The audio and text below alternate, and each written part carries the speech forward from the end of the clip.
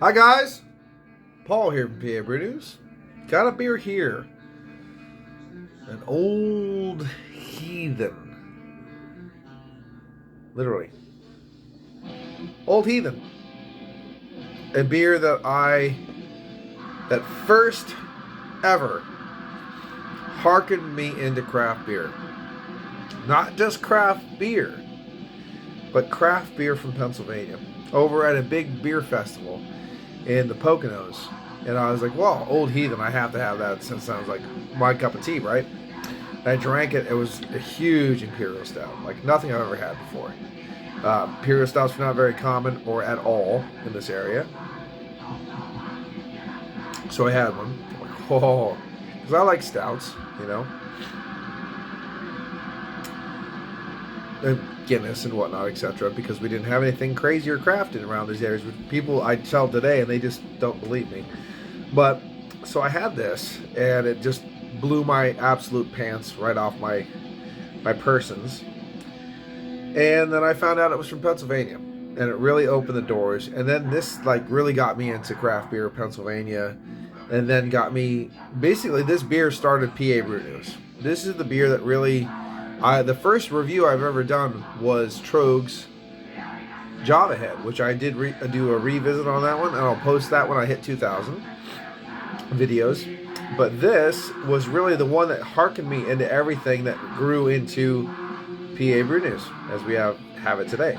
So this one is 2014 Old Heathen, which is not the original logo.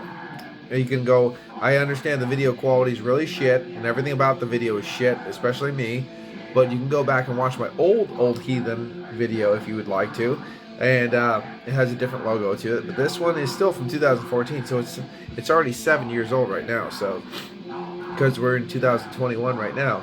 So let's check out this Weyerbacher brew from Easton, Pennsylvania.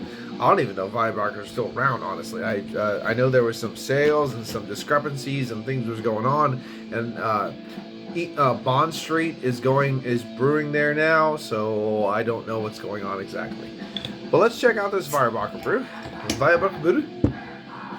and we'll just put it in the glass. There we go. Here it is, coming out. It's happening right now.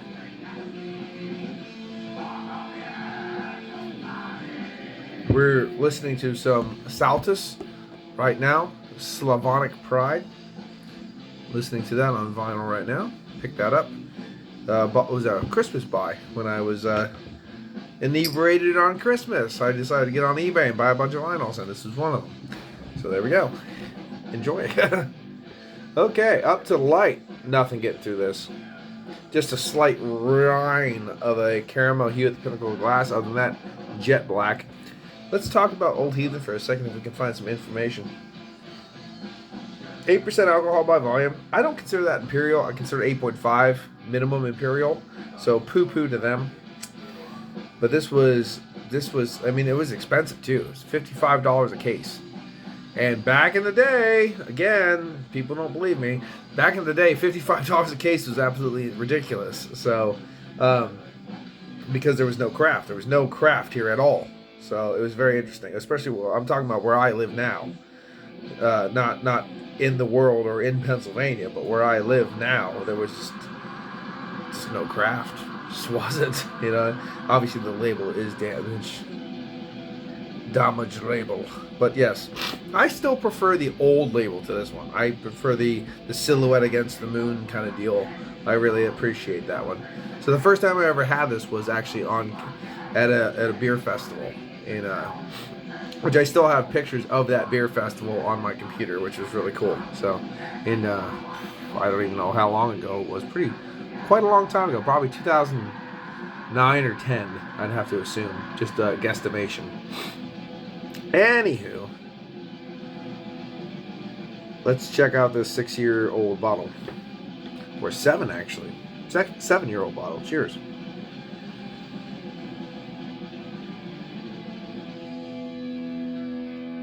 Soft, roast toasty, a little bit of baker's chocolate. Nothing too crazy coming out of the glass. A little smokiness char.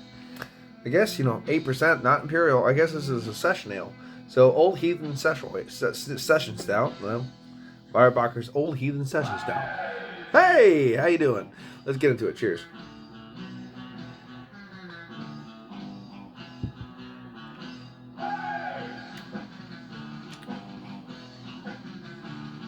I just did my SS Stout, my Super Bowl Sunday Stout, and I enjoyed that. I mean, a nice 6% beer.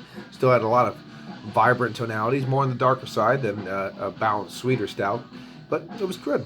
Aged well. And this is same thing, aging well. Very nice.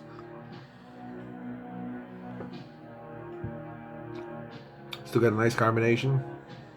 Not dead. Roasty, toasty, smoky. Hints of baker's chocolate. A little bit of something that reminds me like a very dark, earthy espresso in the background. Mixing with that char smoke. Just goes down like a drop, honestly. No sign of the 8% anywhere.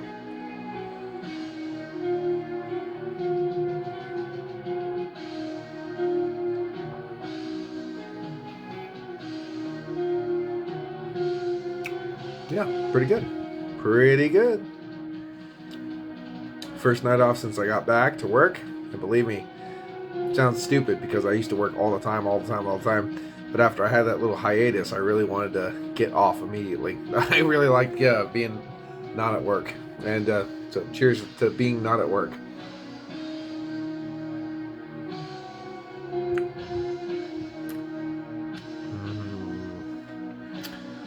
Some of my browns are coming back out too. You can see the kind of like doodly-doo where the browns are back out and the blacks are down here. I don't know. I actually had a picture, an older picture, and I can't believe how like reddish brown my hair was in the picture. I just want to grow it the fuck back out normally. Think about just letting everything just grow. It'd just be a hair tree. A walking hair tree. Wow. It doesn't hold a head for very long, but when you invigorate this, it does kind of form a nice little baker's chocolate head, and then it slowly dissipates back into beer. But it's nice. It's good. Alcohol like sticking for sure from the 8%. Probably a little bit higher than 8% by now. Probably 8.5. Nothing too crazy though.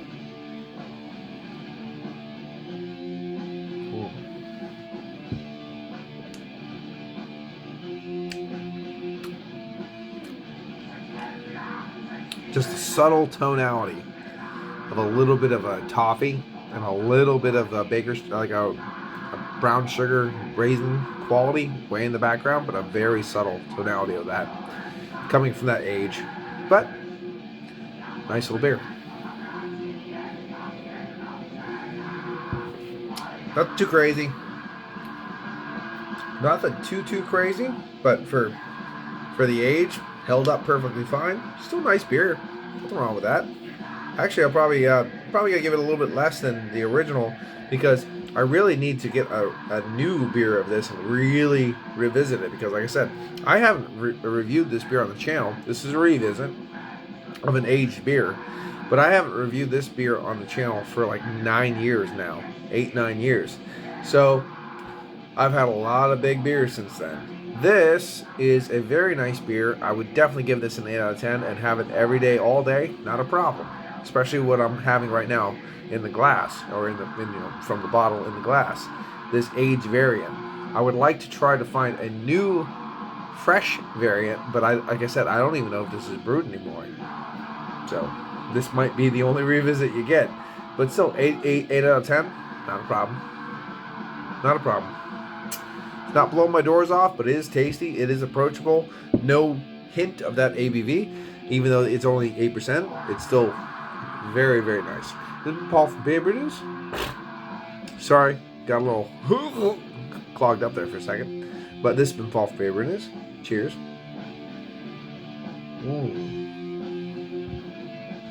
Good stuff. Watch that finger. Here it comes. Cheers.